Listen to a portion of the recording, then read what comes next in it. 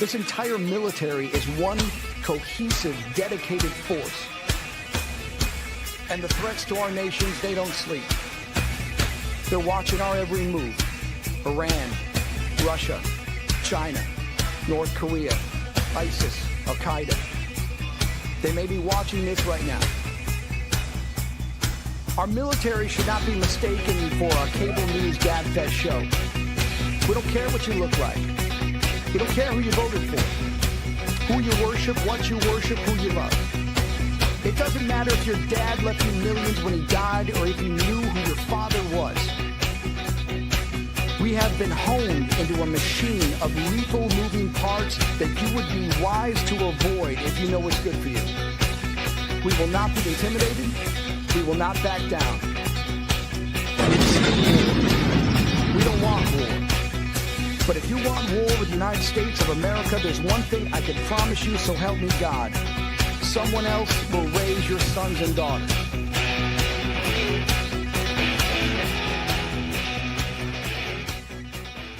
Opinions expressed in this program are those of the speakers and do not necessarily reflect the views or positions of any entities they represent. Catch the Into the Weeds podcast on Military Broadcast Radio every Sunday at 6 p.m. Central. Hosts Amber and Alora, the dynamic mother-daughter team, engage in interview-style discussions with intriguing guests on topics ranging from music and prison reform to archaeology and the paranormal. Are you ready to go into the weeds?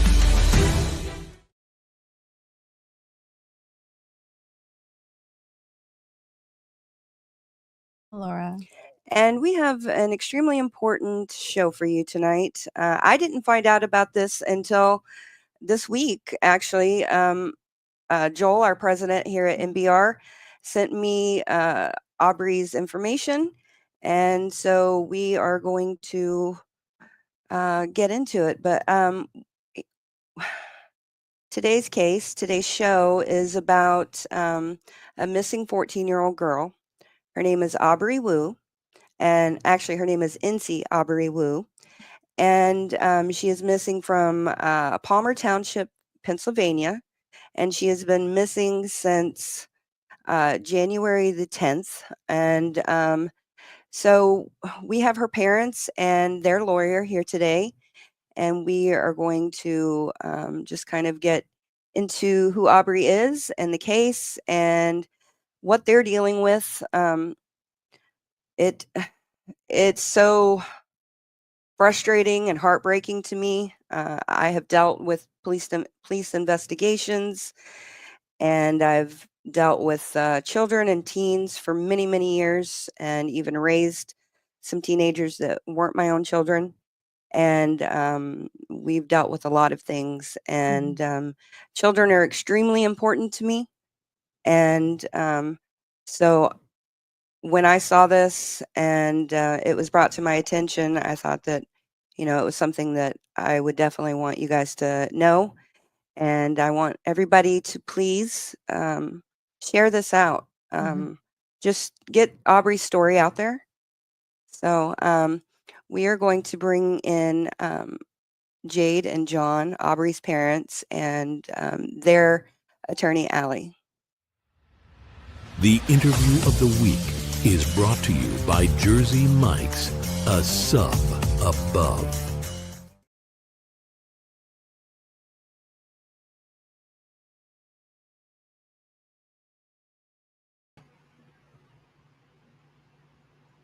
Okay.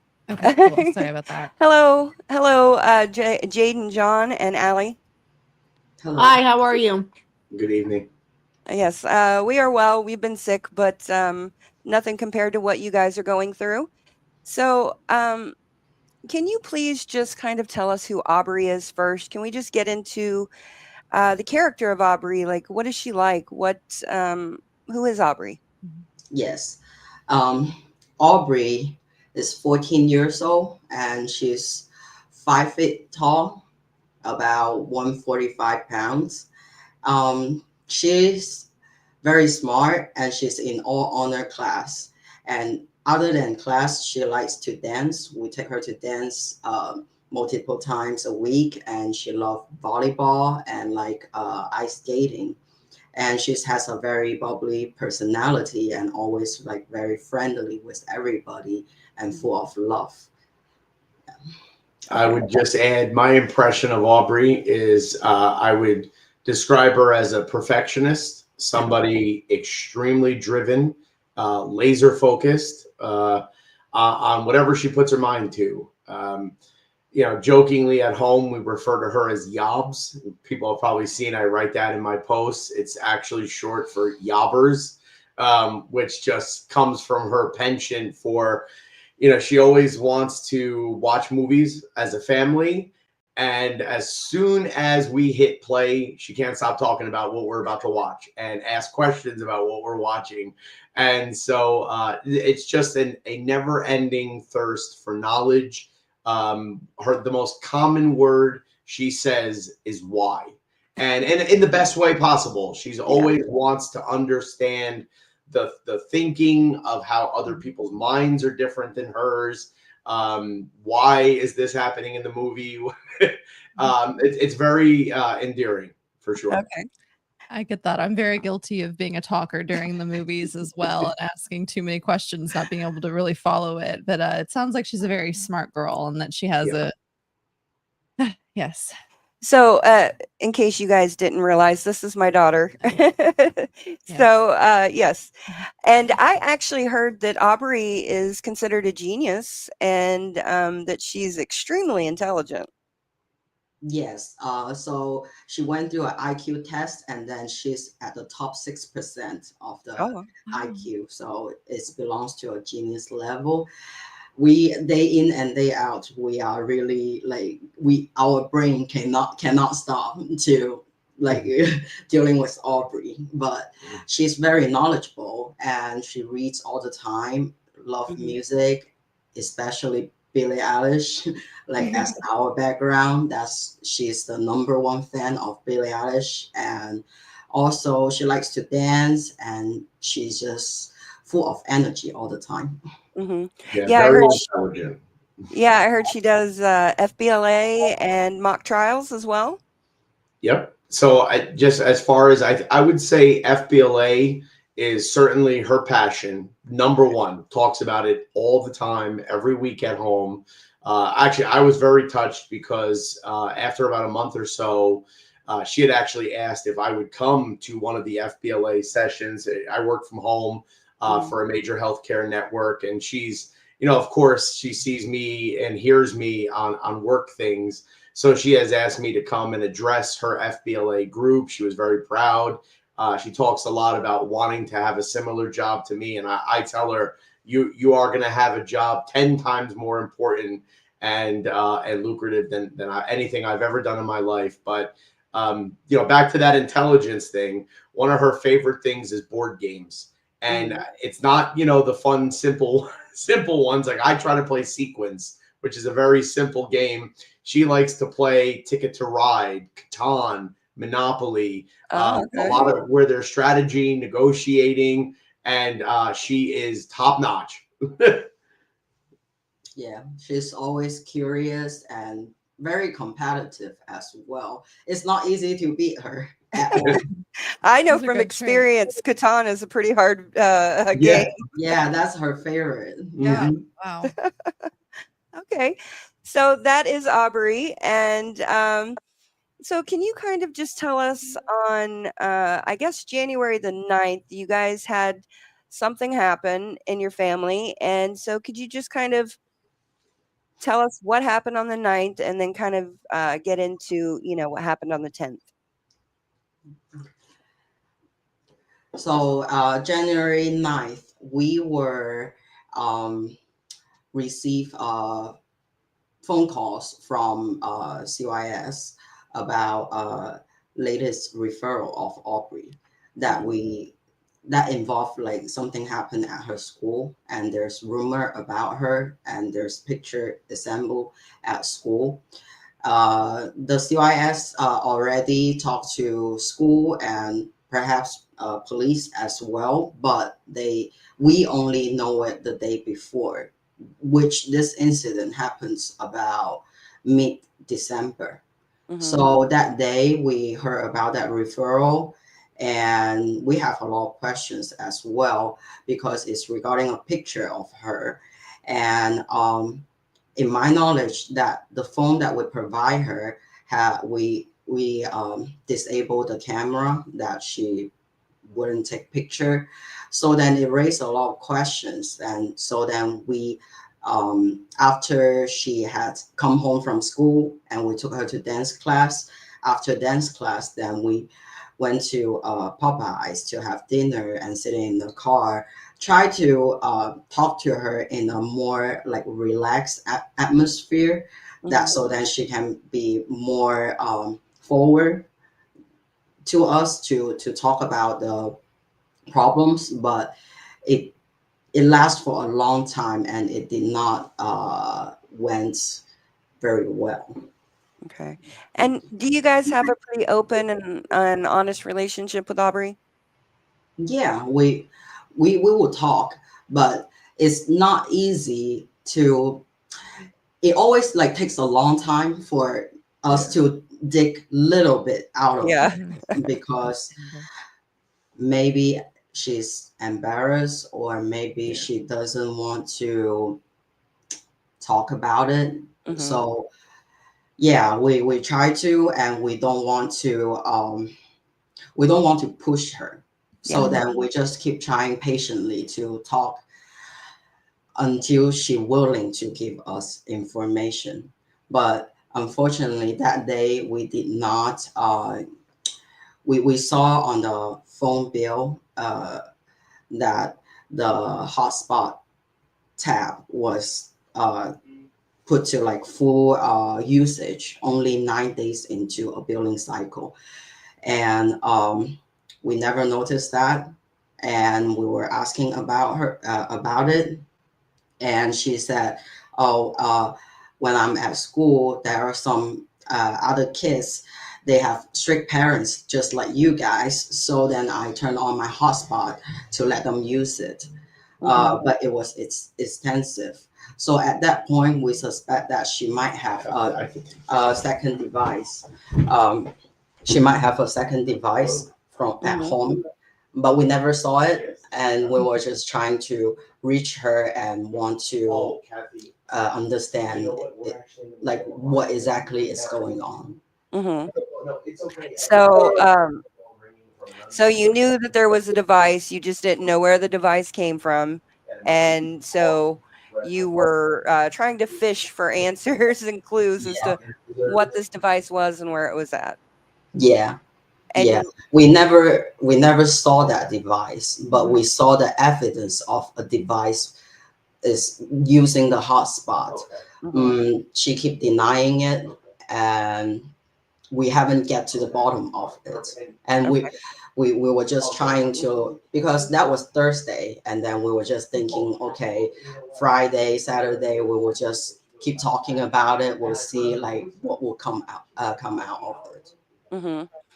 So, from my understanding, so then that Friday, she actually isn't going to school that day. Was it because they had like a teacher's day or something like that? Or let me tell you about that. So on that Friday, it was a week prior to that, there were a important person from school passed away. So then that day was at home study day for all the students. So it's online classes. So that day, me and John both work at home. I work at the second floor in my office, and then Aubrey was with John right here at this dinner table all day, and she was working on her work and John working on his work, and yeah, it was a quiet day. Okay. And from what I understand, she missed an assignment, and so correct. So the night before, they I think the in-home day was impromptu. So there was a member of the administrative staff at the school who had passed away the week before. So the night prior, we get like an automated call. A lot of them come from the high school, and it explained that the way they were going to do attendance for that Friday was the kids were going to get an assignment from their first block period, which for Aubrey is her Latin class. and the assignment would have to be completed on Schoolology by 2 p.m. Somewhere around like 2:30. We're at the table, and that's actually towards the end of the school day, the traditional school day. And I asked Aubrey if she had completed the assignment, and she said, I have no idea what you're talking about. And I said, well, come on, Aubrey. I mean, they called the parents like 18 times last night. It's hard to believe that they wouldn't have mentioned this to the students. So she goes in her Schoolology. There was the assignment. It was given out at noontime. So she was pretty frustrated because she was working on a history project. And I can confirm she was heads down in a textbook that's this thick the whole day working. As usual, we don't have any concerns with her in schoolwork. But because she didn't do that assignment by the 2 o'clock deadline, as it gets to 4 o'clock, we get a robocall from the school, a text message, and then a message in this app that they use for attendance, letting us know she's going to be in unexcused absence. And this is a beautiful anecdote, and it's all Aubrey. When that comes in, Jade happens to be down in the kitchen, like right as it comes in. And I'm like, oh, look at this. And Aubrey says, well, you better make sure you call them Monday and square it away for me, because I don't want my attendance getting affected, right? So that is very much Aubrey. When I said earlier, the perfectionism, she makes sure when they make mistakes on her attendance, I've more than once reached out to her principal and asked to have things on her attendance record updated so that it reflects her perfect attendance. Oh, okay. Yeah. So she actually cares about school. Oh, she cares a lot. Oh, yeah. Yeah, she works really hard at school, and she's in all honor class. And other than class, she also participates in club, mock trial, and FBLA. Okay. Yeah. Okay. So, so from my understanding now, you guys decide to go take a nap, and that's when all of this happens. So can you just let us know what happened? Yeah. So I mean, the reality is, I mean, I wish people would understand this, because this is one of the things Mom and I think get a lot of people want to make insinuations about us, like what kind of people nap on a Friday afternoon. Well, we were up till, Jade and I, till almost 2 a.m. Thursday night. We get up for work at about 7, 8 o'clock in the morning. It is tense all day. And the plan is after dinner Friday night, we're going to, as a family, reconvene for this conversation, because yes, we are aware Aubrey has a device in the house. She has obviously not been forthcoming about turning that into us, but we have her real phone. We have the hotspot disabled. So after a long day, and I did make Aubrey stay with me and work until about 4:30, even though the school day ends at about 2 o'clock. And from there, Mom was making pork bone soup. Takes a couple hours on the stove, for everything to marinate. So what we all agreed was we needed some space. Mom works, I work, Aubrey, she did her work, right? And so the idea was we were all going to take a nap, get up at about 8:30, eat, and then we were going to have this conversation. Before we go to lay down, Aubrey asks, which is, probably not for most people, but for our home, out of character. She does ask if she could take a shower.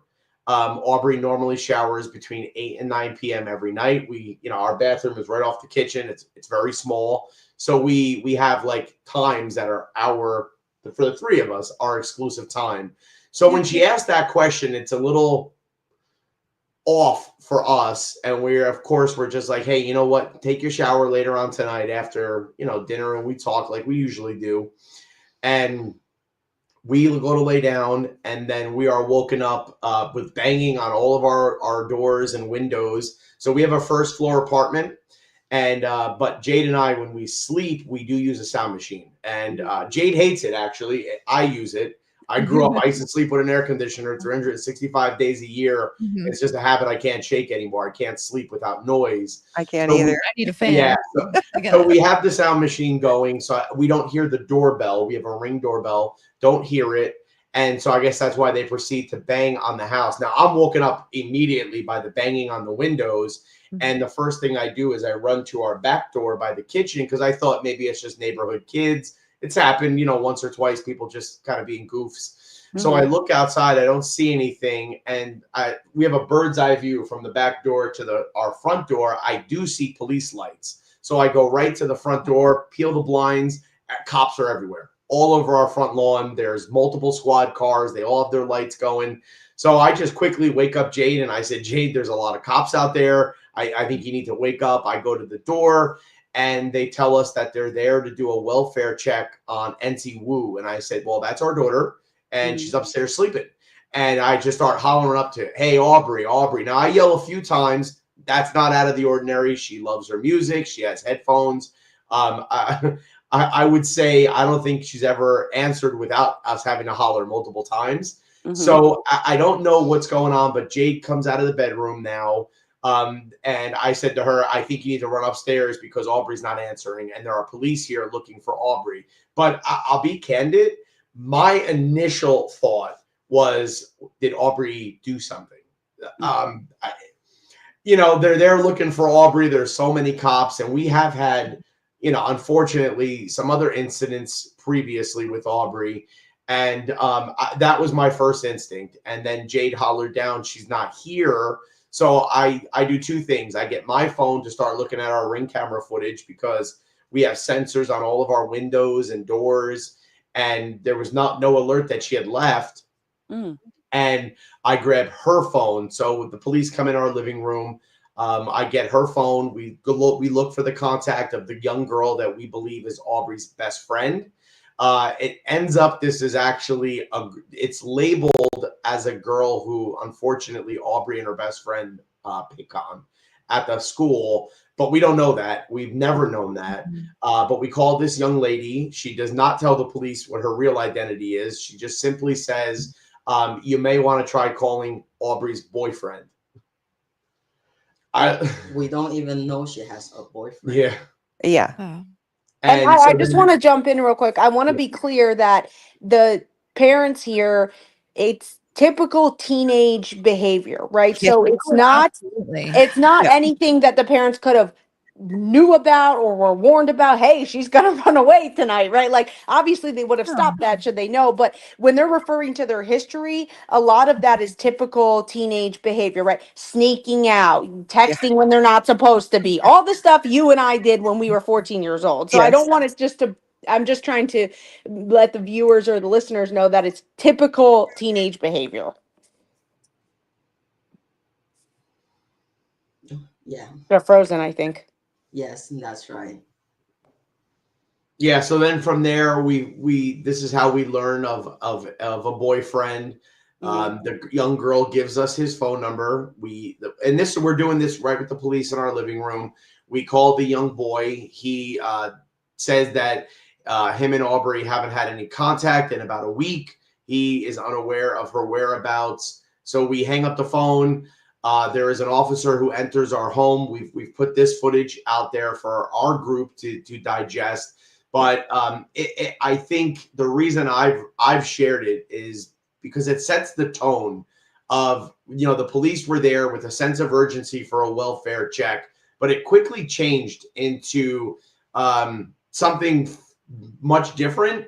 And this officer who comes in our home was actually an officer who intimately knows Aubrey, had interviewed her only maybe 6 months earlier about a situation. And she walks in our home and says, basically in short words, is Aubrey up to it again? And on that day, maybe we agree with that assessment of, okay, is there something wrong here? But in hindsight, I think it really set the tone for how our local police department looked at this, which is just not a priority, not a dangerous situation, but just a kid doing kid shenanigans. And that night, that was it. Then they leave our house. They don't check our home any further, which I would say later on when they do have another, a person who spends time with Aubrey, we call because we're a little frustrated. We're like, well, the due diligence in our home, while we appreciate it, you believed us, you let us grab our phone and call people. You didn't do what I would think is protocol. Check our basement, check our attic, check her bedroom. None of those things happened. And so we later that night, we don't hear any more from the police. So somewhere around midnight, 1 a.m., we call the Palmer police and say, is anyone going to call us with an update? Are you calling more of her friends? Like, what are you doing to try to find this young girl? And they're like, well, we're not doing anything. Like, they told us that very directly. That they said, you know, if she's not home by the middle of the day tomorrow, then give us a call again and let us know. And then. So the big thing that caught my attention in this whole thing is the welfare check. I mean, the people who called the welfare check, you guys didn't even know. No. And this was the supposed boyfriend, correct? Or the person that somebody had said was her boyfriend. So he says he's her boyfriend. Okay. He says. Our perspective on this young man is very different. So Saturday morning, we send a text message at about 4:30 a.m. Jade and I are still awake. We spent the whole night driving up and down every street in our community and the nearest city to us, just thinking maybe we'd see Aubrey. We didn't. And then we come home at 4 a.m. We send a text message to there's 20 girls or so in Aubrey's phone as contacts. We message everybody on one group text and say, if anybody knows where she was last night, if you're in contact with her, let us know. And one of these young girls, coincidentally, it's the best friend with the mislabeled name. At about 9:15, she writes back to us and says, I tried to reach out to her, no answer. And I've got Aubrey's phone sitting directly next to me. So I write back to her and say, well, that's odd because I don't see any inbound calls or texts. And that's when she shares, oh, I only contact her through Snapchat. Okay. And I look at Jade and I said, Jade, we're going to have a big problem. Like I asked the young girl, what is the handle? She gives us the handle. The handle for Aubrey's social media is Aubrey's Not Found.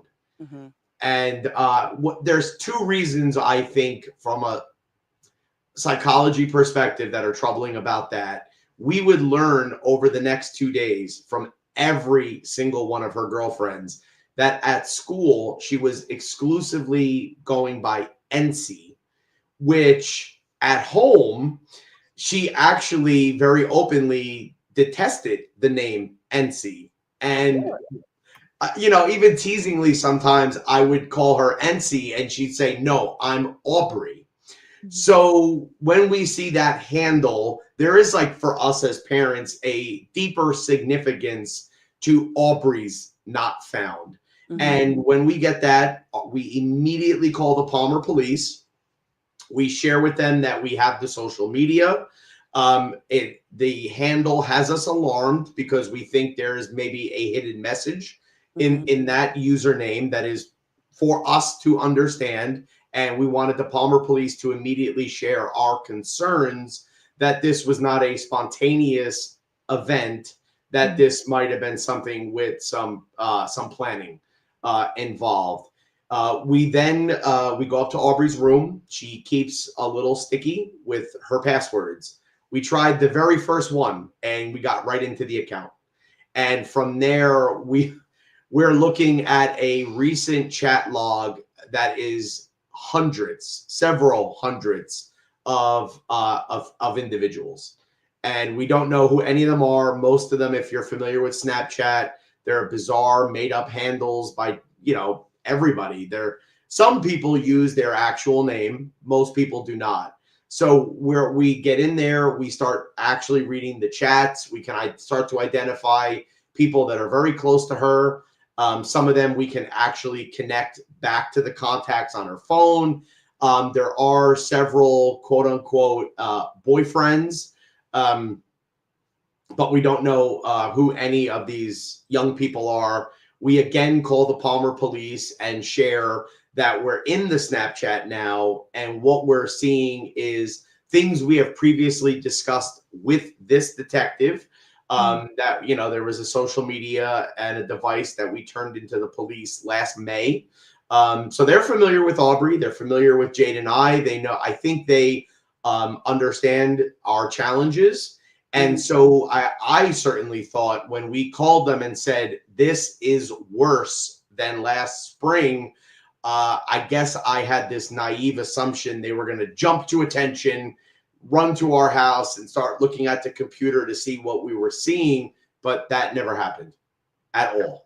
And I want to be clear. I think this is a moment in time for the parents, and they can correct me if I'm wrong, but this is kind of the light bulb moment that says, oh crap, this was not I'm upset with my parents because I got my phone taken away or I'm getting in trouble. This is, holy crap, this is going to be a bigger thing. And that's kind of the light bulb moment of, maybe this was planned. And obviously we're 8 weeks later now. We know that that is the case based off the evidence coming through and, stuff on my end and from the parents. But that is sort of the understanding or the light bulb moment that's sends alarms off, shall I say.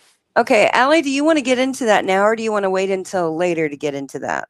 The whole web of what you've been dealing with. Mm-hmm. Oh, I don't. It doesn't matter to me. You tell me if you want me to say something certain, and I'm happy to do it.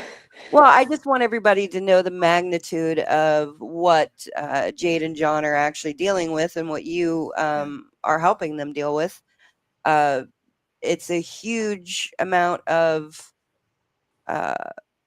teenagers and adults seeming to be on all kinds of different platforms, and it seems like Aubrey's really good at covering her tracks. And so can you just kind of go into that a little bit?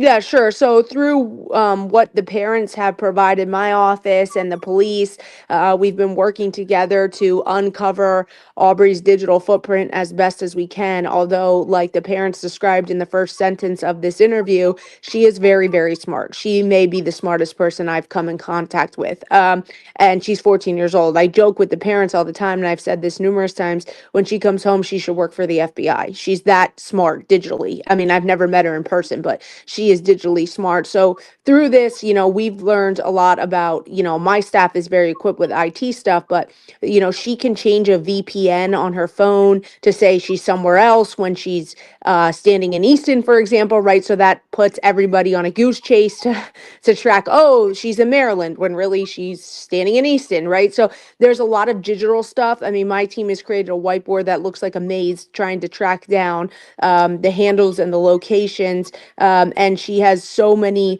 thousands of people that follow her or were following her. And she also, and I think John or Jade may talk about this, but she also creates personas, right? So a few years ago, she was known as a certain persona, and then she changed, and right. So we don't know, is her persona right now Aubrey, because it's Aubrey's not found, or has she made a new one since she's left, right? So I can't track her if I don't know her persona, which is also a problem. So she's very, very intelligent in this social media. And I think also that's kind of the root of the problem, right? So people know that she's smart. She knows she's smart. And then she gets taken advantage of, for lack of a better term, because she's a young girl. She doesn't know the dangers of the world in that sense, right? And then she's dealing with people and contacts from all over the world that probably don't have the best intentions. Mm-hmm. Oh, absolutely. And something that I find very important is there's no such thing as a perfect victim. And I feel like that's probably where a lot of law enforcement goes wrong, is they expect, everything to be perfectly in order and that, no bad actions could have happened from them. But, it doesn't really matter. I was a teenager that was also talking to people online that I shouldn't have been messing with. And I just got incredibly lucky that nothing ever happened to me, but I was, behind the scenes doing some very similar stuff. So and I can definitely imagine her being as smart as she is, thinking that she has the street smarts that unfortunately only time can give you. And that's something that I didn't realize as a child and a teenager and even a young adult. Right. And I just think she's very blessed to have a family that truly, I can tell that you truly care for her and truly just want the best for her and don't care how this came to be. You just want her home. So it's very touching. And also, I can tell, Allie, that you care very much for the family as well. So that's noticed and I'm sure appreciated. Yes. And if I could add, about this topic, this was something Jade and I were put on notice to be structuring Aubrey's life, monitoring her activity on even the phone that we provided. We were coached and guided to have a lot of communication with her school, her counselors. She has counselors at the school, private therapists. We really came at this from a lot of angles because this is our nightmare. And Aubrey was aware of that. We talked about it, the three of us. Aubrey has asked us previously about hitchhiking. And I said, well, it's 2024. Nobody hitchhikes. So no, hitchhiking is not a good idea. You should never think about it. But, you know, these were very active conversations that we were having. So it's not like, you know, I would say on one hand, I personally, I was stunned that she actually did this, but I'm also not. And, you know, the rebellion, it was very open. It was quite aggressive. Many of our conversations were based on what her friends were allowed to do, that she wasn't allowed to do. You know, she would tell us about friends that had older male relationships. Meanwhile, we're here in therapy and with CYS, you know, trying to help her be 13, be 14. Yeah. And I think what we've really learned in this time, because we've met a lot of parents of other Aubreys in our area who've made themselves available to us to just to talk and get support. I think a lot of the things we did created the problem that we're in.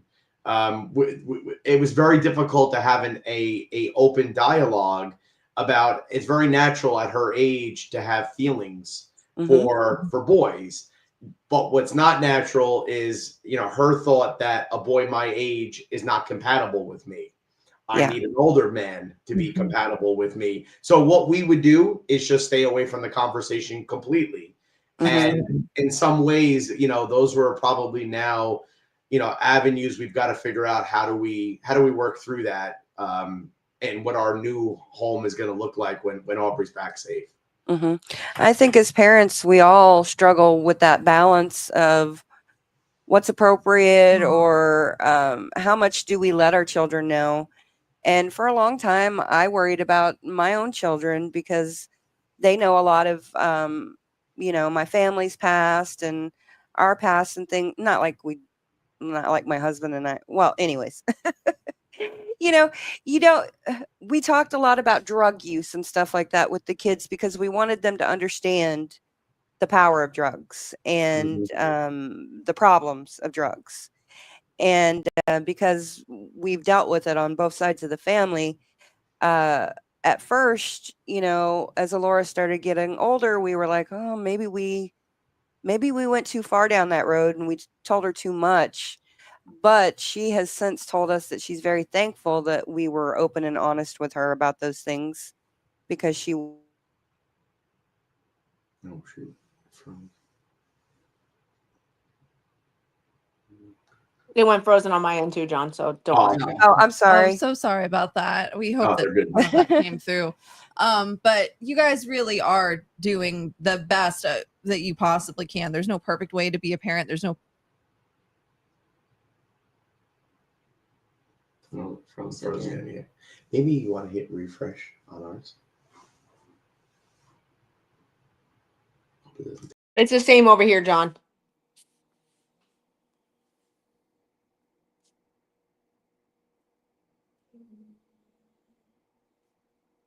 Okay. You keep freezing, Amber and Alora. I think they refreshed. I was hearing them and they were hearing me, but we were not hearing you. So I didn't do anything, but I think they refreshed.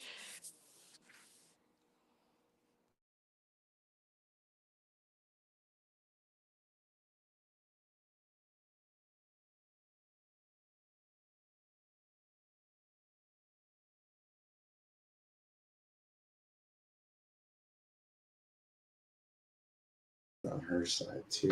On the grand scheme of things. Sorry about that. Our input on the grand scheme of things doesn't matter that much, and especially since it seems like our end is the end that's freezing. Let's just get back to Aubrey and So could you just please continue telling? It's frozen again. Yeah, they keep freezing. I'm hearing you perfectly, guys, and I think you're. Yeah, I hear you perfectly. Yeah, too. Can you hear us? Yeah, you keep freezing for both of us. Okay. So I don't know if we want to, if you want me to call in, I can leave you guys in the studio and I can actually call in. That might help. Let me do that. Hold on just a moment. I feel just like this guy Forrest. You guys can't hear me about that. We didn't have the internet as a team. That's exactly how I feel. Okay, where is that at? Yeah. I mean, Aubrey Hold also on. learned a lot of knowledge online, and there's good and bad. Oh, so it must not just be us two. I see other people saying tech issues, freezing. Yeah, I can hear you and John and Jade. I can hear you. Okay. Okay.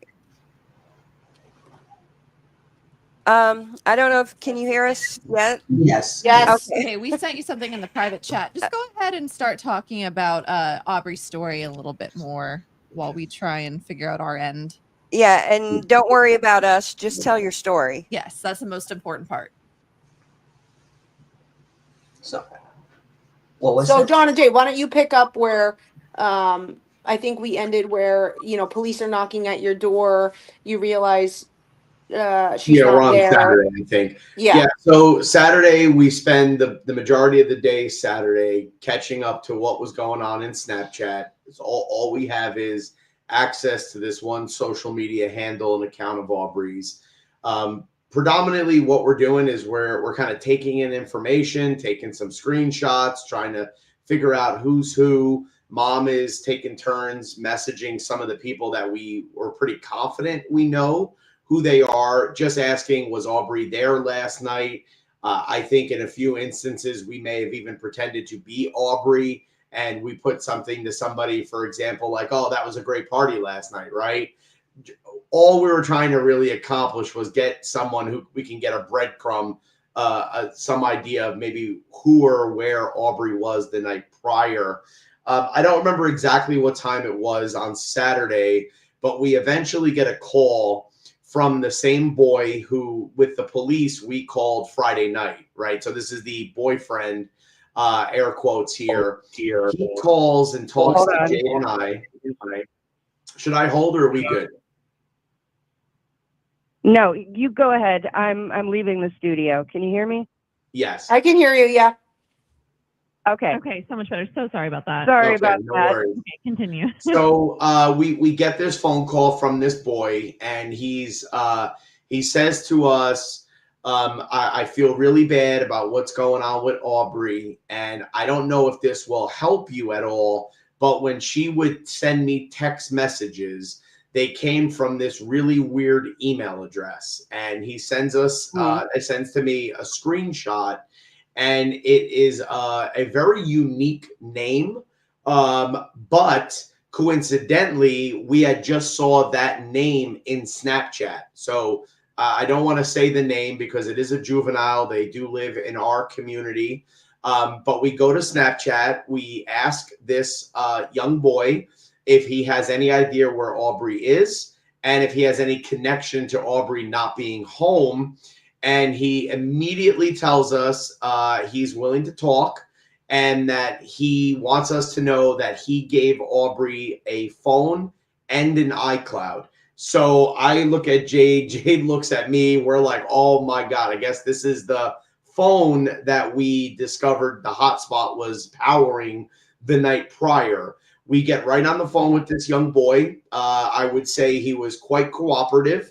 Quite concerned about Aubrey's whereabouts and activities. He immediately gives us all the login details to several other accounts, apps that Aubrey has downloaded from the iCloud. It does come to our attention and understanding that everything on the iCloud was configured and required a two-factor authentication.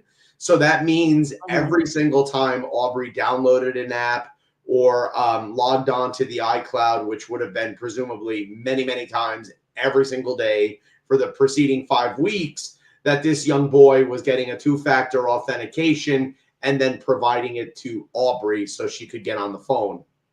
So we didn't really think much of that in the beginning, But once we got into the iCloud, which gives us access to exactly mostly what was going on the device. So the contacts are there. The recent text messages are there. Every app that was downloaded on this secondary device is there in the iCloud, including the day that it was downloaded by Aubrey. And there's a number of apps that we see that are very concerning to us. And we ask this boy a lot of questions. And then we do go to the photo area, and that's Jade's department. Jade looks at photos. There is a hidden folder that Jade goes through. And the first thing she says is, I'm able to confirm that the CYS referral is correct. That exact photo was there. That includes her and another juvenile from the high school. So we know this problem is really big. And again, we get back on the phone to the Palmer police. We even start contacting some of the people that are listed as contacts in her phone. Now, I eventually at about 7:30 take a shower. Now we're still awake from being woken up at 8 o'clock Friday night by the police. At 8 o'clock Friday night before. So I take a shower. I try to encourage Jade to give it a break, take a nap. We need to sleep. Jade, as resilient as she is, she refuses. And what she actually stays on the computer to start doing is now start communicating to all of Aubrey's contacts. And there are hundreds, one by one. She sends a message. This is Jade. This is Aubrey's mother, Jade. Aubrey still has not come home. If you know anything, please contact me directly. I'm asleep. While she does that, she gets an inbound message at about 8:30 p.m. Saturday, January 11th, from a young boy named, I guess I won't use his name, who claims that he writes an apology of sorts for what his mom and him were unable to help Aubrey with. Jade engages immediately and says, have you been in recent contact with Aubrey? And he says, yes, she was just at my house about 30 minutes ago. Now Jade wakes me up. First thing we do, we have the number to this boy provided us and said, Aubrey called me from this number. So the very first thing we do is we call the phone number. I leave a voicemail for Aubrey. Where I'm basically saying, hey, kiddo, it's been 2 days of this nonsense. Please get your butt home. And then we call the boy. But before we call him, I'm still a little bit confused. I've been asleep for 20 minutes after being awake for 24 hours, right? So I'm a little foggy. I asked Jade to give me the Snapchat of the boy so I can look at the history first to understand who is this boy now. And what I see does not look like a relationship at all. And I'm even on our own camera making a comment saying, this is not a boyfriend. This is a boy she is using to buy her things. And I'm really confused. But then we just decide we call the boy directly. He answers. And one of the weirdest things, and he reiterates what he told Jade. She was just at my house about 30 minutes ago. She showed up with an aggressive older woman that he shares that his mother started yelling at Aubrey. They tell us that because we're asking all these questions like what kind of car, what does she look like?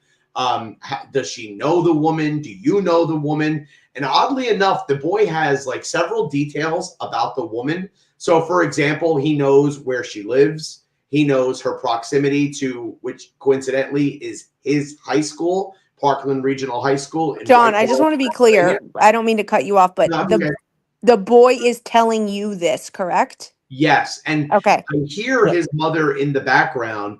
And I'm actually asking, can I talk to your mother? Because I don't think it's appropriate that I'm having this conversation with a juvenile. But the mother she will answer periodically to some of my questions, but she leaves the boy on the phone as like the family representative. And I remember that night, Jade and I talked a lot about how weird that was to us. But we just talked it up to, we're calling with a sense of urgency. We're telling them right on the phone. I said to him, I said, I just want you to know you're not her boyfriend. You are, one of several people that she's talking to on social media. I'm sorry that she came to your house. I'm sorry that I got to, bring you down a few notches and give you this information. But our daughter, has some issues, and we need to get in contact with this woman. But he reiterates to us that the woman is of a mindset that Jade and I are torturing, or that's the word he used that night, torturing and abusing her. And that this woman is going out of the state the next day, and that he doesn't believe Aubrey's going with her, that Aubrey has somehow contacted other, I think he uses the word unsavory or bad people. That's who she was going to go out of the state with. But in hindsight now that we have some space from the situation, the days after, we call his parents numerous times. Jade's hysterical, crying. I call, and I'm a little bit more direct, and I'm not crying, but I am saying, hey, it's a little weird to us that mom is calling you and she's very emotional and you're not returning our calls. And then we get a call from the Palmer police telling us stop contacting the family, which we found extremely suspicious, because they have so much insight, so much knowledge, yet the adults are refusing to talk to us. But the son couldn't stop talking with me through text message. So I did keep a back channel open with him to confirm several things that we would find quite problematic as parents. So because there were some technical difficulties, I wanted to make sure that everybody understands that this boy had his parents call in the welfare check. I wanted to make sure everybody understands. Yeah, they told us that on the initial call, correct? Yes. So they called in the welfare check, and then Aubrey shows up at his house. And mind you, you guys have found out since that Aubrey had discussions with this boy's mother about emancipation and running away and different things like that. Yes. So they call in the welfare check, then Aubrey is brought there, and then they tell her to get away. That's our understanding. However, Amber, and this is very recent, only a week ago, because we've tried to respect the request from the police to keep our distance from this family. As this has dragged out, that has become more and more difficult for us. So we went to their community last weekend to hand out missing flyers, ring doorbells of their neighbors to make them aware. And we, of course, noticed many of their neighbors had cameras, many of them pointing to the very corner that they initially told us this meeting took place on. Now, Jade and I, one of the neighbors, actually came outside, very, very engaging with us, pulled his iPad outside his house. He goes back in time. He has all the footage from his front of the home facing camera. And here's the thing that has us now at a very heightened state of concern with this family and this boy's story, is that on that camera, there is events captured nearly every 3 minutes between 5 p.m. and 9:30 p.m. What we do see is at 9:20 p.m., Pennsylvania State Police driving on down the cul-de-sac where they live and arriving at their home. What we do not see ever between 5 p.m. and 9:30 p.m. is his family on the corner, a black SUV on the corner, any gathering of anybody on the corner. It's just nothing at all. And after we go on our Facebook Live and tell our community this finding, coincidentally, he is on another social media platform, and we do believe it is the juvenile himself. And he is now telling people that we lied. They never said the meeting was on their corner. It actually took place outside their neighborhood. However, John, does he identify himself in this other platform? He does. He uses his first name as his handle on this platform.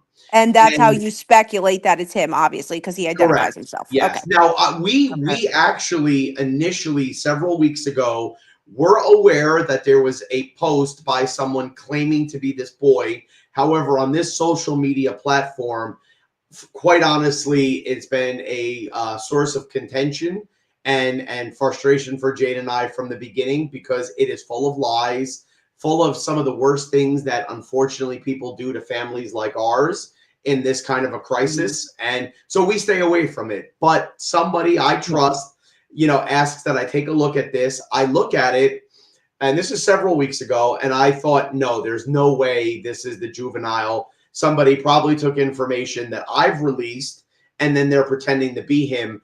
But that individual stayed in this social media platform for several weeks, made numerous posts, and people dug into the profile, saw that there was a history predating Aubrey's matters, where this individual definitely is a juvenile, talks about other juvenile girlfriends. There's, I think, 3 or 4 other quote unquote previously deceased girlfriends that this young boy extensively speaks about on this social media platform. And that's also where he puts the nugget that I'm lying about the statement that he told us the meeting took place on his corner. And now what that young boy does not realize is right over our shoulder is a Ring camera in our kitchen that recorded the first half of our phone call Saturday night at 8:38 p.m. with him and his mother, where they are both heard on the camera telling us, we just met her 30 minutes ago at the corner of our block. Wow. And we've given all of that footage. We've given the text messages. They've all been given to the police real time. Not just a week ago. We gave it to our followers a week ago, but the police had those recordings as early as January 12th. Okay. Because we found the conversation with the parents very bizarre. We, of course, had no way of confirming anything was the truth. But what they told us that first night was, because we asked, we said, are you aware she's a runaway? They said, yes, I'm the one who made the welfare call. John, who said that? That would be the mother of the juvenile. I don't know if I'm able to say her name, Allie. I would I wouldn't do it. Okay. Just, but Yeah. they admit to you on the phone that, Yes. and you have that on your Ring camera footage.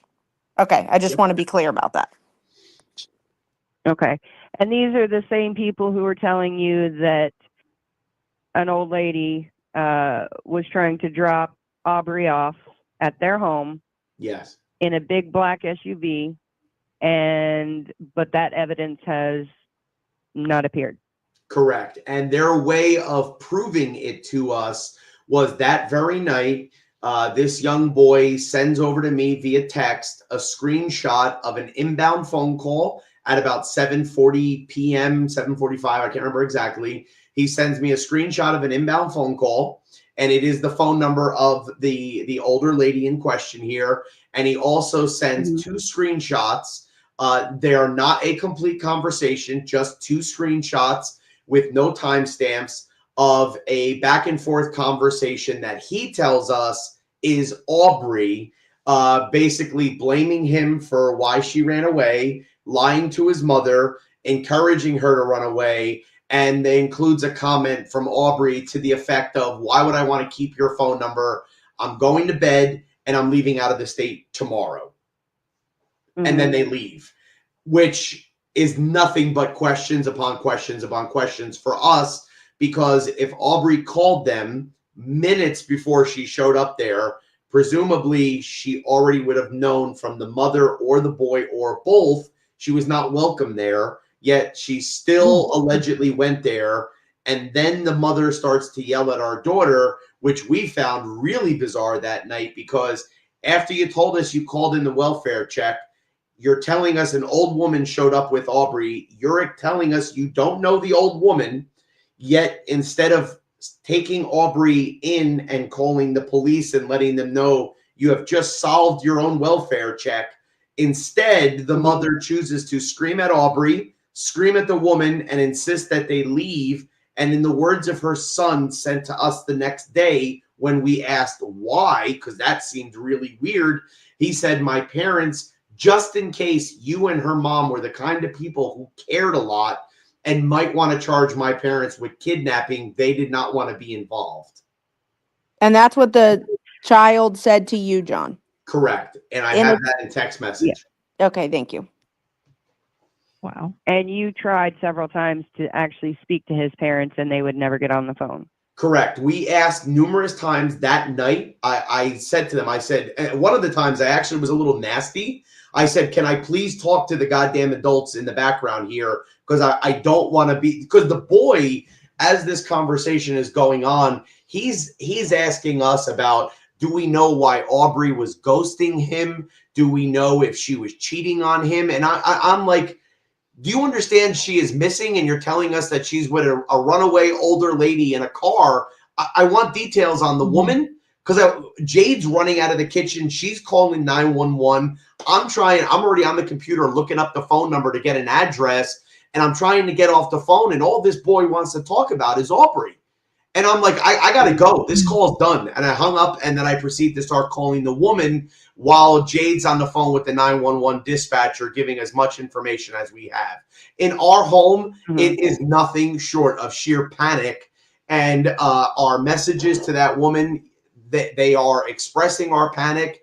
I'm calling the detective, who we've already spoken to at least 2 times since Aubrey's gone. I'm letting him know. I said, I know you're getting on duty in a minute, but we have a real-time thing going on. She's not answering our calls. So I send a text message to the woman because I thought, okay, maybe Aubrey has the phone and she's hanging up on us. But I thought if I sent the text, the woman would have a visual to see where her parents and we're asking her to pull over. Then I send another text. I make a thread with the detective and this older woman together. And I'm like, please, this is the detective looking for Aubrey. You don't have to talk to us. You don't have to believe us. Just please pull your car over. You do not have our permission. This is a kidnapping right now that you know we do not want you with our daughter. I'm telling you, she may have a mental health crisis going on. Pull your truck over. And a couple of hours later, we get a call from our detective letting us know that the Pennsylvania State Police found the woman. It wasn't the address that I found online. They did go to that address as well, but they, I guess, whatever tools they have, they looked up the phone number. They found the right address for this woman.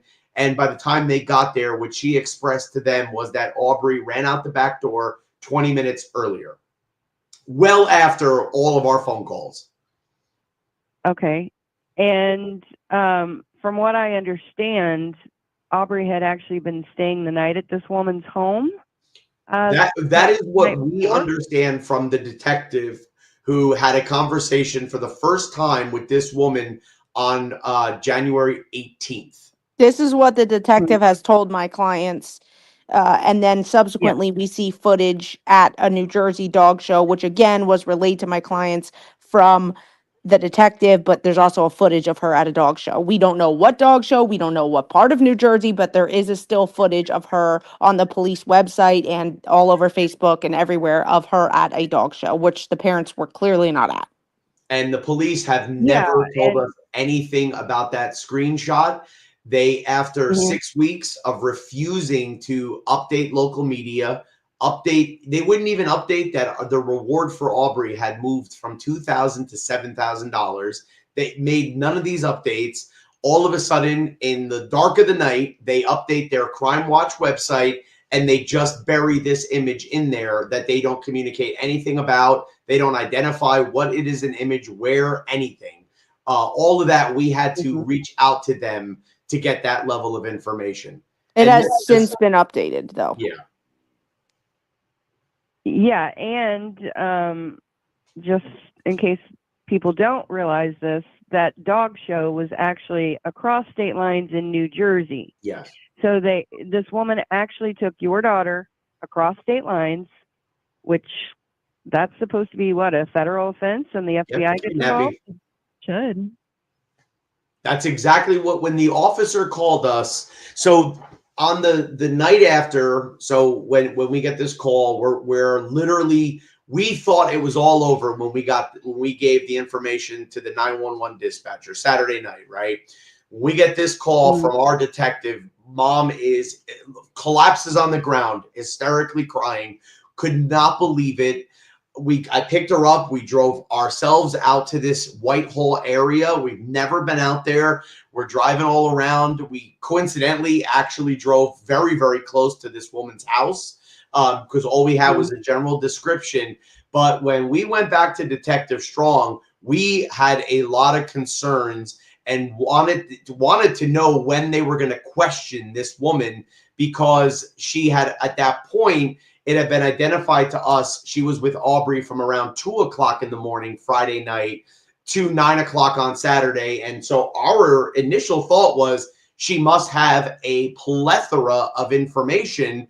And if Aubrey used her phone to contact this boy, she probably used her phone to contact Plan B, Plan C. You know, again, we're just believing these people at face value. We don't know who they are, but it seemed quite logical that they would do that. And what our detective told us on Sunday, January 12th, was his impression, which was based on what the Pennsylvania state trooper who made went to this woman's house on the 911 call. They described her as a naive older woman who basically he said, guys, you got to understand, sometimes older people, they do things that lack common sense. She probably was just trying to be helpful. And I said, well, does that track with the comments that this young boy and his mother are telling us, which is that woman was aggressive, driving a large black SUV, and used the phrase torture? That doesn't sound naive. It sounds like somebody who thinks maybe they're saving someone's life. And that sounds pretty calculated. She didn't call 911. She didn't call, she didn't take her to a medical facility. She let her stay in her house and then drove her to another juvenile's house to drop her off, is the story we had. So we kept insisting every day that our detective call this woman. He refused. Finally, we reached out to a city councilman from the city of Easton because we didn't know, Mom and I didn't know what else to do. This individual was kind enough to talk to us. He then put us in touch with what would be his equivalent in our township, because we don't have like a formal mayor and those types of things. We're a very small township. But he puts me in touch with a person who is like the supervisor of the board of supervisors. And this guy lets us know he's going to call the chief of police. He is going to insist that they take the matter more seriously. And then 2 days later, we get a call from the detective letting us know he has made phone contact with a woman. He slips and mentions her first name. I write it down right on my wall immediately, which becomes one of our biggest breaks. And he proceeds to say that he talked to the woman. He says, guys, I need you to brace yourselves. She is telling me that she was walking her dog at 10 o'clock on Orfield Road. She encountered Aubrey. Aubrey was apparently walking down the road, a little disorientated. Aubrey told her that she gave a different name. She said she was suicidal. Her parents had kicked her out of the house and that she was in deep shit. And the woman brought her in the house, let her sleep. And then the next day she took her to New Jersey to a dog show, brought her home, let her take a shower, let her eat, and let her use her phone. And then she tried to take her to her boyfriend's house in Copley. And Jade and I were stunned. We said, I'm sorry, did you just say that, number one, the time changed from 2 a.m. to 10 p.m.? That's the first thing. Second thing was, and we asked him very directly, isn't that kidnapping? She's admitting she took our daughter out of the state. And his answer to us was, John, in my line of work, we have to judge credibility. And I think she is telling me the truth, because why else would she tell me this than that she's just naive and she made a mistake? And I couldn't believe it. Jade and I, we were very frustrated. we said, well, Brian, I'm sorry. I think I could say his name, right? Allie, the detective? Yeah. Okay. I said, Yes, Brian. you can say his name. Okay. I said, Brian, this doesn't add up to us. All week, we've been trying to call her. We've been trying to call the family. Coincidentally, this woman in question, Jade and I made about 30 phone calls, all of them with voicemails, and she never once returned a call. But 2 days after all this happens, I asked one of Aubrey's girlfriends to call the woman. Within 2 minutes, the woman responded with a text message to a 14-year-old girl, never to the two of us at all. And so I shared that with him, and I said, I'm very concerned that this woman may be part of some church group or domestic violence shepherding group. And if she is using the word tortured, which couldn't be further from the truth, it's very possible she has the best intentions, but she's making a mistake. But if you're not pressuring her and asking the right questions, it sounds like she's blowing you off. And so we insisted that he escalate this to the chief of police. We had two requests. We would like a courtesy phone call to the, and the other part was he told us that the woman left for Colorado the morning of Sunday, January 12th, and she drove herself to Colorado, which I said to him, I remember saying this, and I do feel guilty for the older folks here. I'm not trying to be demeaning, but I do recall saying to him, what kind of naive older woman in her 70s gets behind the wheel of a big black SUV and drives 26 hours to Colorado? Yeah. It didn't make a lot of sense to me. The narrative isn't fitting the actual actions.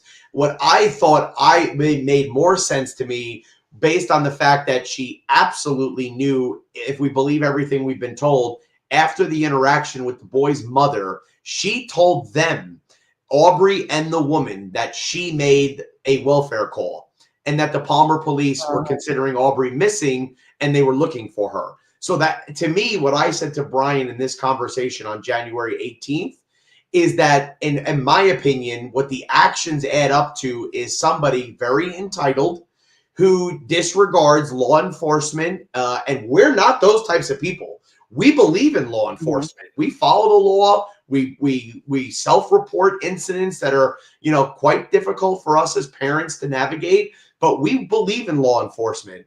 And I said that to him, and I said, Brian, this doesn't add up. So two things. We would like a courtesy phone call to that police department where she told you she is staying in Colorado. We're requesting a courtesy drop-in by a Colorado trooper to this woman's home to make sure Aubrey's not just sitting in the living room with her and her family. And then number two, I would like you to call her back and ask her to voluntarily share her call log for the entire time period Aubrey was with her, because by this point, this is now 8 days after Aubrey's missing, and we have a whiteboard very similar to the one Allie and her PIs now have that has loads of contacts, loads of phone numbers, and we understand who some of these people are. So if we, again, back to this boyfriend, if we're believing him, with one phone number, we could tell them exactly who and where she would be. And he called us back an hour later. He said, I ran it up the chain to my chief. He does not feel that we have any probable cause. He believes this woman is not a suspect, has not engaged in any suspicious behavior, and that they are not going to make a phone call to the Colorado police. Jade and I are devastated. And we take to Facebook begging our community in all caps posts on everywhere we could find, asking our community, call the Palmer police and insist that Aubrey Wu matters and that you are asking them to make the courtesy phone call to Colorado, which in the end, I think for people who obviously had no knowledge of the situation at that time, they frankly don't even know Jade and I think 90% of the people totally dismissed it as some kind of a prank or a game. And the other 10% used it against us to create a narrative that we had obviously created some harm for Aubrey and we were trying to make another older woman look suspicious in Colorado. And it's a devastating decision by the police. And since she's still not home at 8.5 weeks later, they still haven't treated this woman as suspicious. They haven't treated this boy and his family as suspicious. And to our knowledge, they've never been interviewed. As of 2 weeks ago, he didn't even know what the boy looked like. Amber and Alora, I don't know where you want to take this and how much time you have left, but I think it's important that Jade or me or John, whoever, talk about the last sighting of Aubrey and also what one should do if they do believe they see Aubrey. I think that's super important, John and Jade, about what they should do if they believe they see Aubrey. So I can talk about it if you want, or Jade, somebody. I don't care. Jade, yes, do you want to do go it? ahead. No, Allie, go ahead. Okay, so we are asking, and I am specifically asking for this, but if you see Aubrey, we are asking that you take a video of her if possible. And if you can't manage to get a video, I would ask that you take a picture and then immediately call 911 and then transmit the picture or the video to the authorities in addition to John. And if you need to, you can send it to me. John will send it to me. But there's been a lot of leads of people saying they believe they see Aubrey or they may have seen Aubrey. The thing is that parents obviously know Aubrey very, very well, and they can identify her from a mile away, especially her mother. So we are asking that you do that. If you can go online and say you may have think you saw Aubrey, then you have enough time to take a picture or a video. So please, please, please do that, because a video speaks 1,000 words, a picture speaks 1,000 words. We're looking for where she's at, what she's doing, who's around her, her demeanor, what she looks like. Is she smiling? Is she unhappy? What's she wearing? All of those things can be answered by a simple video or picture. So we are asking for people to do that. The only surveillance we have is the last sighting of Aubrey, which is at the Wawa in MacArthur Road, which is about a 30-minute drive from where the parents live. And that was the last sighting of her that was confirmed by surveillance photo.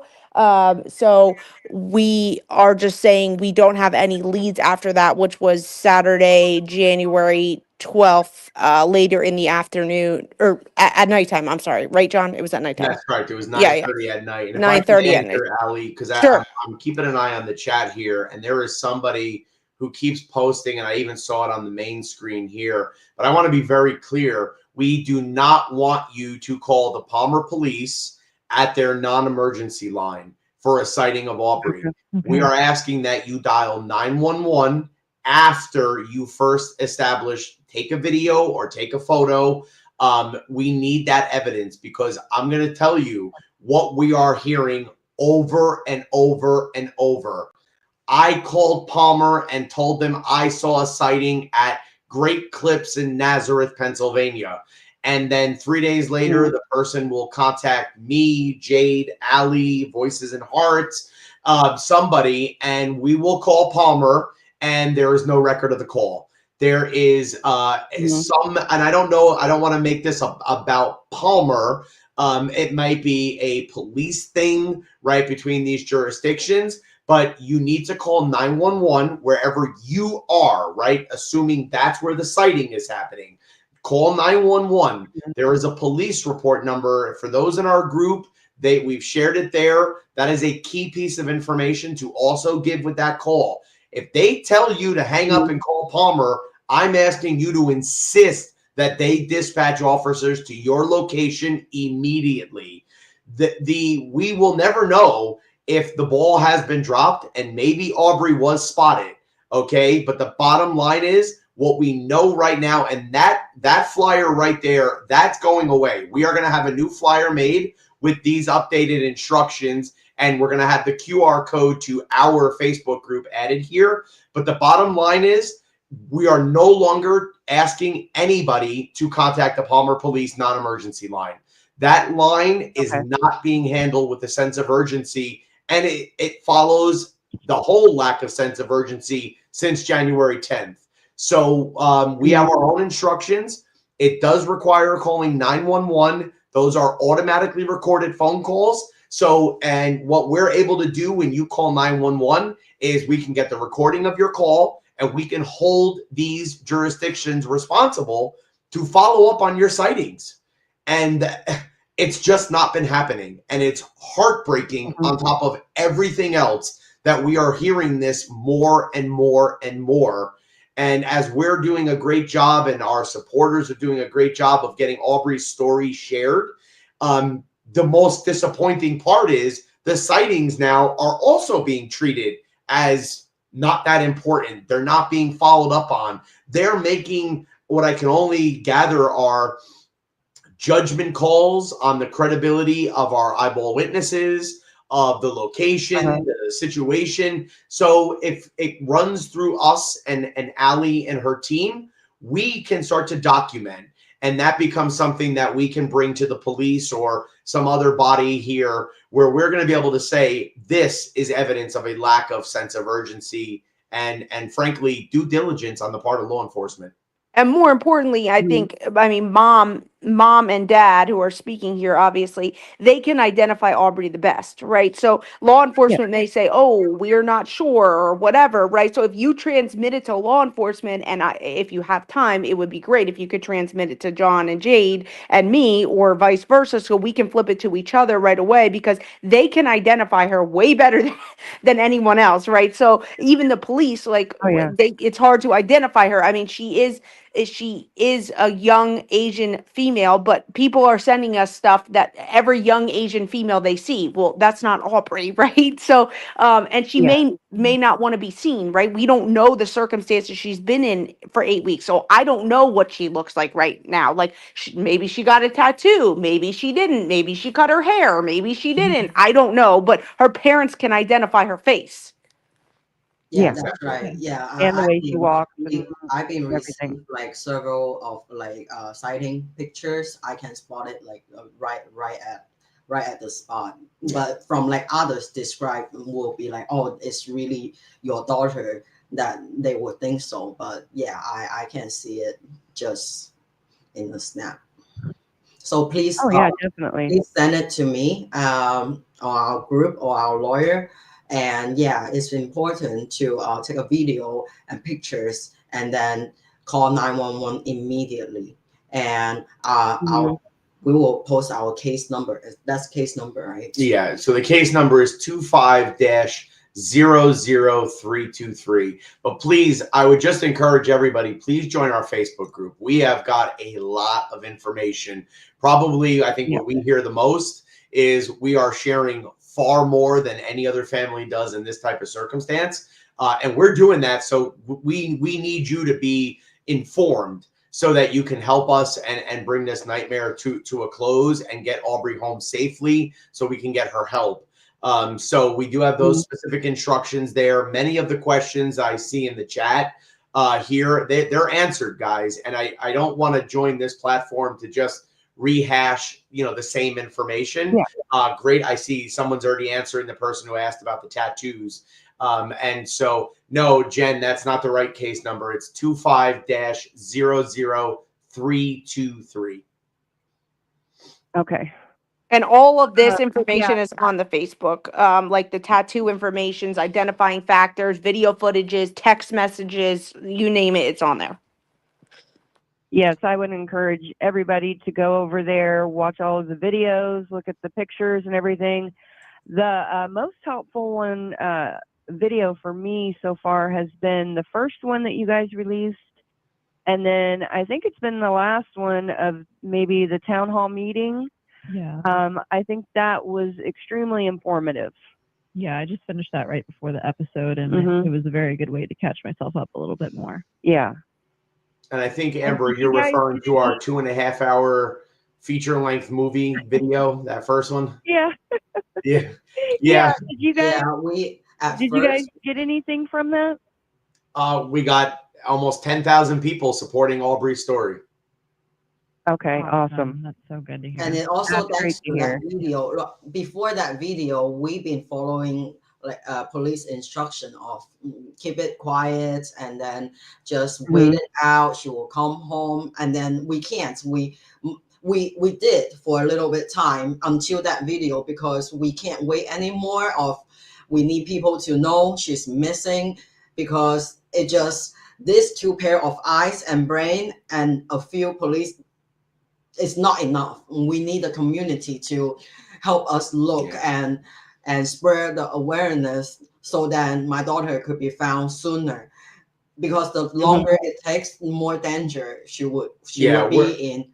And right now it's already 8 weeks. And so every day we just need to spread out the words, and then we will keep going on medias, and then in our own group, and I update pictures, videos, and anything about this case or updates, we're up to it. Yeah, I would say just like we did when we called the Palmer police at about 9:30 on Saturday morning and said, we just got the Snapchat handle and I think it's going to be a big problem.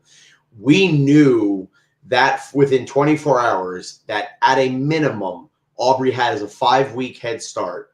And as we continue reiterating, the challenges we have just in friendly board games, she's a very strategic thinker.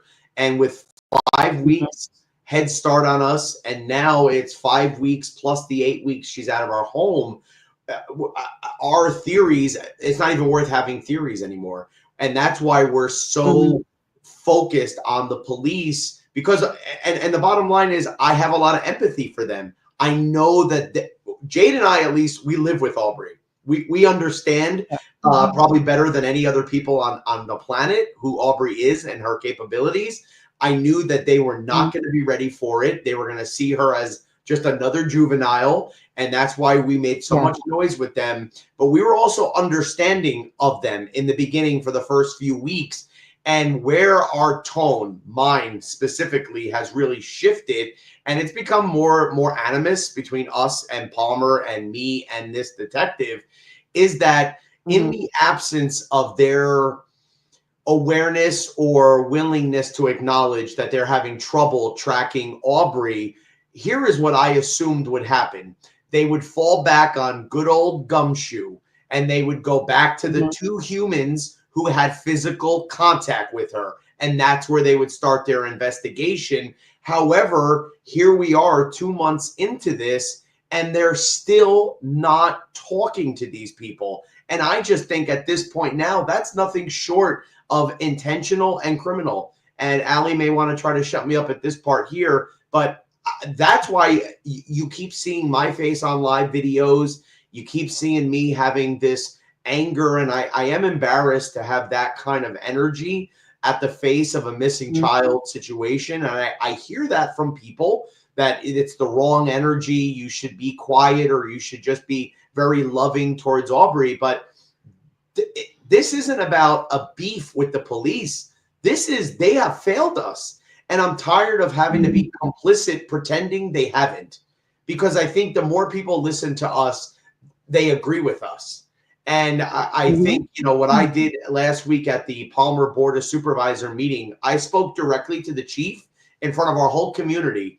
And I asked him, if it was your daughter missing, would you have made that courtesy phone call to the Colorado police 8 days after your daughter was missing? The woman admitted taking her out of the state, and the woman admitted driving to Colorado the very next day. Would you make that courtesy phone call? And he did not say no. And that's at the heart of our frustration.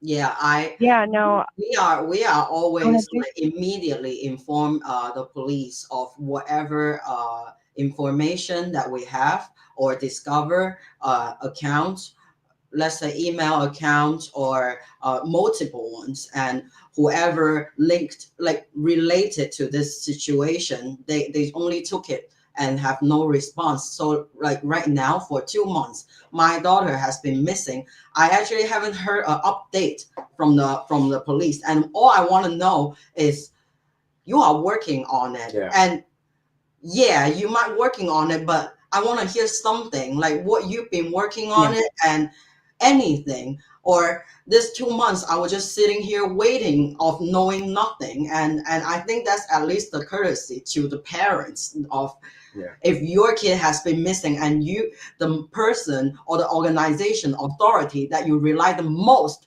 refuse to talk to you or even give an answer or anything like that, it is really hard to keep the composure. We definitely try very hard, and I am angry. You will be too. If it's you, I believe you would be too. Yeah. Oh yeah, my husband and I were discussing this, and I mean, honestly, the world would burn down.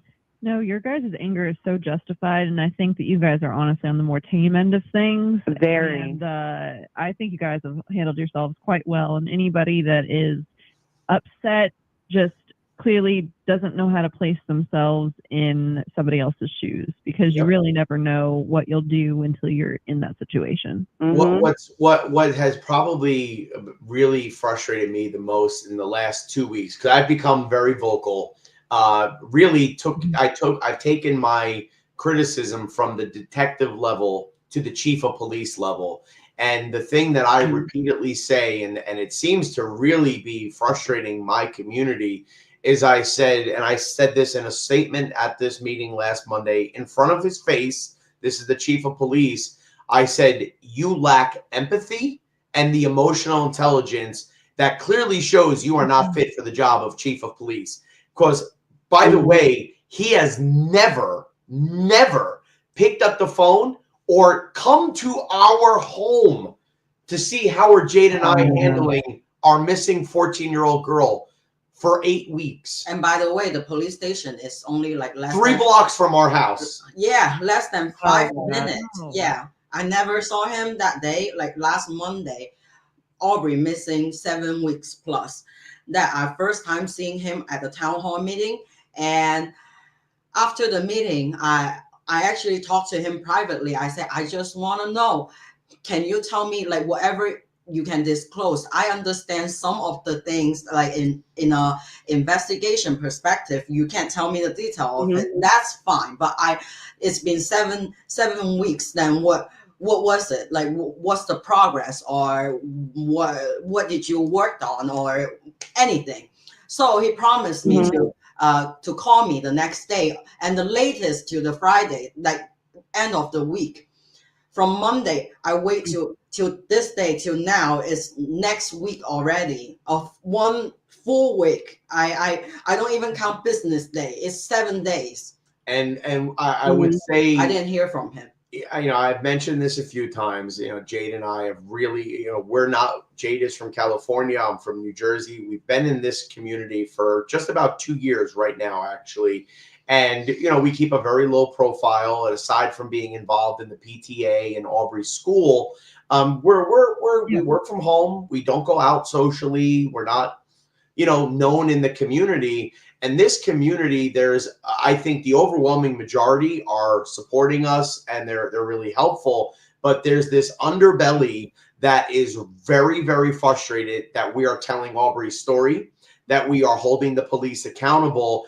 And I keep hearing, what a good guy. That's the phrase everybody uses. What a good guy the chief of police is, as a way to counter our truthful stories about his complete lack of empathy and emotional intelligence. And my answer and my counter to those people, and I want to say it here because I know many of them are listening before they go back over to Troll Town to talk about Jade and I, being a good guy is not the measure of being a fit, successful chief of police. Many people are good guys, and they are totally unqualified for the positions that they hold. And in most places in society, we remove those people when they fail us, and especially in critical civil servant positions of leadership of an entire department. Not having the empathy to come ring our doorbell, pick up a telephone, and call us and say, is there anything that me and my team can do for you? I feel it's just nothing short of, it tells us exactly where we fall on their priority level. And after we called him out, he's still been silent for another week. And I just want to be clear that some of what my clients are saying is their opinion of how they feel towards the Palmer police, and some of what they're saying is facts. So it is a fact that they have not called them. It is their opinion that, they lack empathy. I think many share that same opinion, but I just want to be clear about that for this.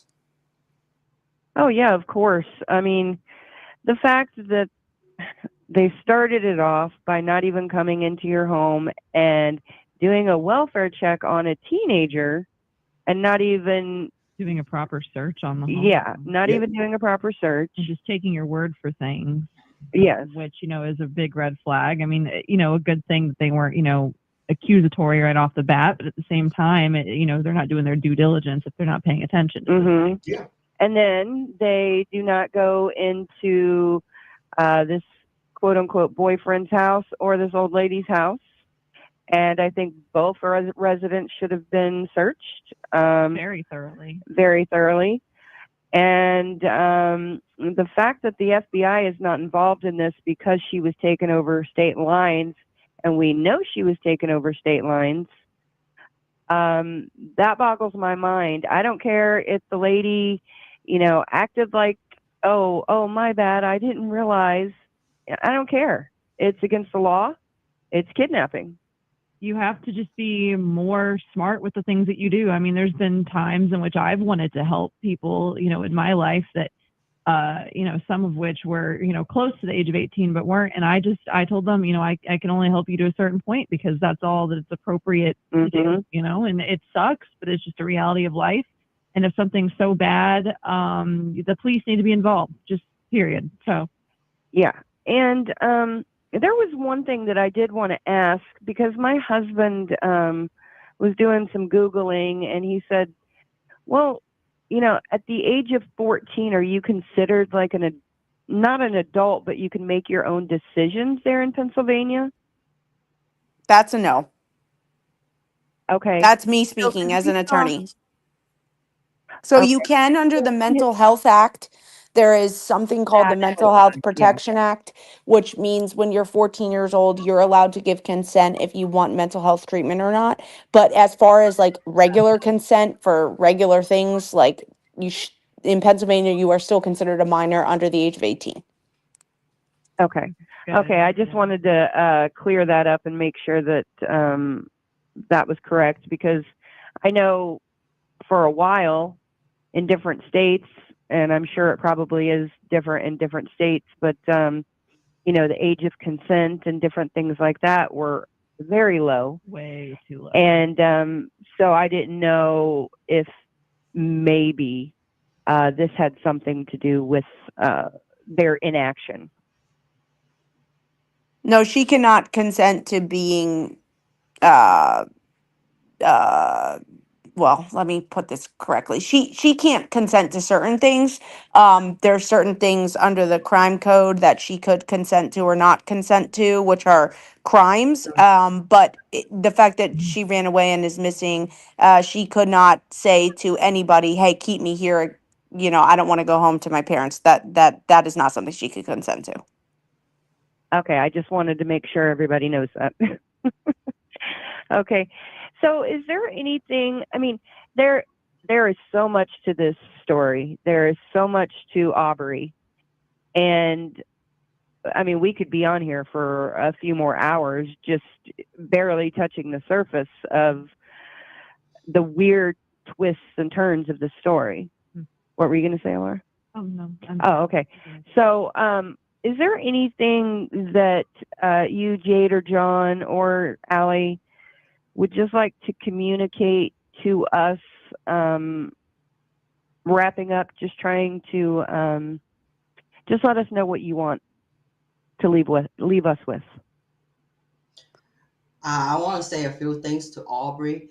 Aubrey, please come home. If you can see this, every day, every hour, every minute, every second, we are thinking about you. Not just two of us and the whole community. Everybody care about you. And please, if you can see it, please reach out to us. I just want to know you are safe. and I want to laugh with you, and I want to paint your nails. I just want to spend time with you, and I want to see your smiley face again. Please reach out to us. Let me know you're okay. And please, I just can't wait to see you again. I think the only thing I can add to that, and this is always a tricky part of these things for me, because I think the easiest thing, Aubrey, if this does reach you, please just call me. My number, I've put it out there so many times. I know you could find it. We will take care of anything related to this. But the time is now to come home. Make contact. Call Allie. Call us. We'll get you home. You don't have to worry about Easton High School again, or this community. Both Mom and I, we feel just like you. We want to be miles and miles away from where we are right now, and I promise you we will do that. And we'll never look backwards. We'll only, just like we did at home here, future focused. It's all about the future, kiddo. So please just come home. I still have another thing I want to say. I want to say to the authorities, my child's life is in your hands.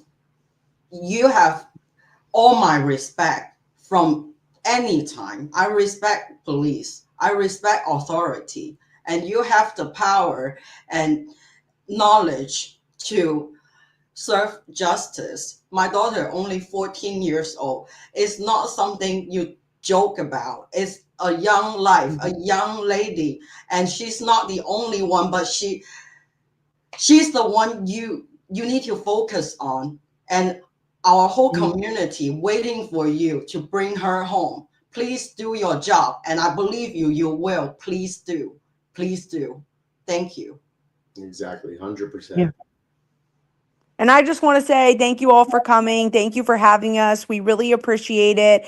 Amber and Alora, shout out to you and your platform. Thank you so much. And additionally, I just want to remind everyone to follow John and Jade's Facebook, which is Aubrey's Not Found. It was seen in the chat. And I often post updates on there as well from the legal team. And then we will fix the flyer with the instructions, and we will send that to you, Amber and Alora, and whoever else needs that. That's coming this week. So I just wanted to say thank you to all the listeners. Thank you to my clients for being on here and telling your story for the millionth time again to spread awareness for Aubrey. And thank you so much, Amber and Alora. We really appreciate it. Yes, thank you so much.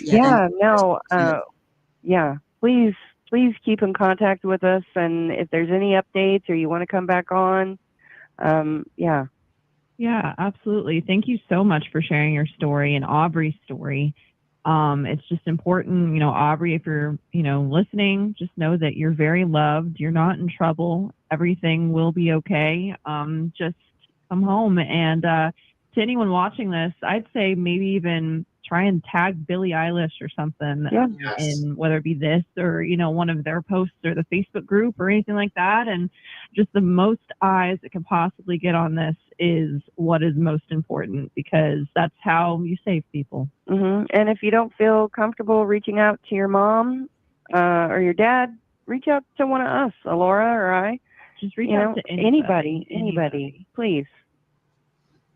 So, please, Jade and John, I am so sorry that you were going through this, and you are in our prayers, and our platform is always open for you if you need it. Absolutely. Well, thank you so much. I think too, I want to make sure we say thank you to, there are so many people, we can't even keep up with it, that are bringing us food, giving us cards, getting billboards put up that they're paying the bills for. I mean, big electronic billboards, people handing out flyers. Everyone is doing something, and I just want to make sure I'm not good with this. It's just in my life normally, and right now I'm under a lot of stress, so it slips my mind. But we appreciate all of you, everyone here right now hearing my voice, we appreciate what it is that you are doing for us, for Aubrey, more importantly. And thank you. And please don't forget about us. Don't forget about Aubrey. Don't let her story, don't let this flame die out.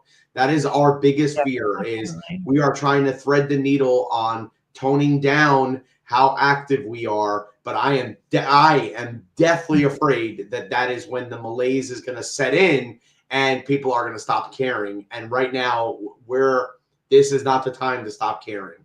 And so please, everybody, we very much appreciate you. Please stick with us. Please keep sharing. Somebody put it in the comments. Take her flyer and send it to 10 groups. We don't all have to put it in the same group. Use oddball groups. I put things in the Philadelphia, what the heck are they? Philadelphia Eagles fan club groups. Look for these big groups, because even if one or two people see it, we never know who's going to be the right eyes that see her face and then make that identification somewhere one day. So please spread it as much as you can. Yeah, 100%. Yeah. We will be doing that as well. Yes. Thank you so much. Thank you very much. Yeah, thank you so much for coming on, and we're there for you. Yeah, we're there for you. Yeah. Thank you so much. Okay, you guys have a very blessed night. Thank you. You too. Thank you so much. Have a good night. Thank you, Allie. Yeah, you're welcome. You're welcome, Jade, as always. Bye-bye. Bye.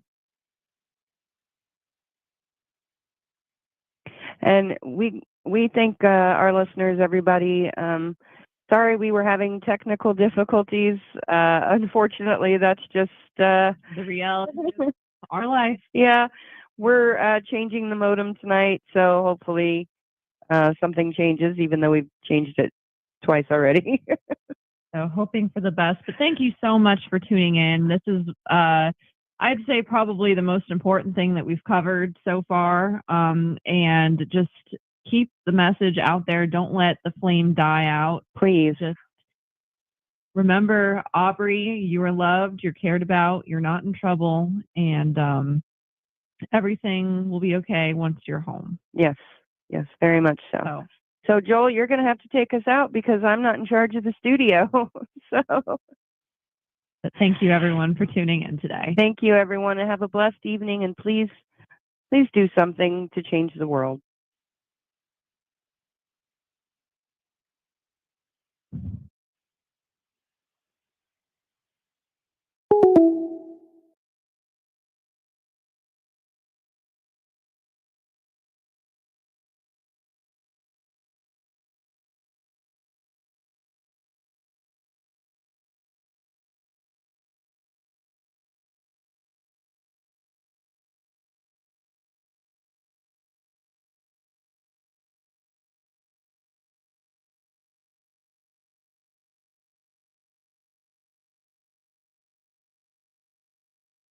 Ladies and gentlemen, thank you for tuning in to Military Broadcast Radio. As we wrap up today's show, we want to remind you that the podcast of today's episode will be available right after we go off the air. So if you missed any part of the show or want to listen again, be sure to check it out. And remember, we're here to support and honor our veterans. Your stories and experiences matter, and we are committed to giving you a platform to share them. That's right. We're here to give our veterans a voice. So don't forget to catch the podcast and stay connected with us. Giving our veterans a voice.